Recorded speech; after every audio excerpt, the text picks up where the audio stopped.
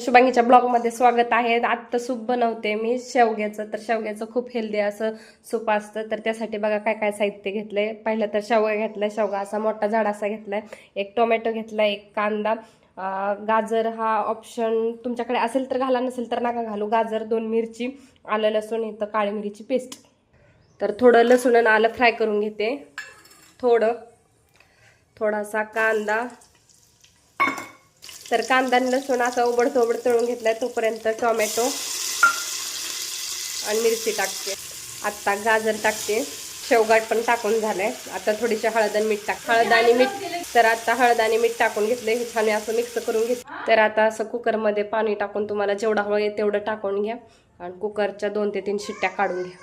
असं मी पुरणाच्या गाळणीमध्ये काढून घेतलंय आणि आता छान असं त्याला मॅश करून घेते। एकदम छान असं घट्टसर सूप झाले रेडी, एकदम घट्ट असं झाले। खूप पाणी वगैरे काय घालण्याची गरज नाहीये। आता मुलांना देत आहे। दिसतच असेल बघा याची कन्सिस्टन्सी, कलर, टेक्स्चर।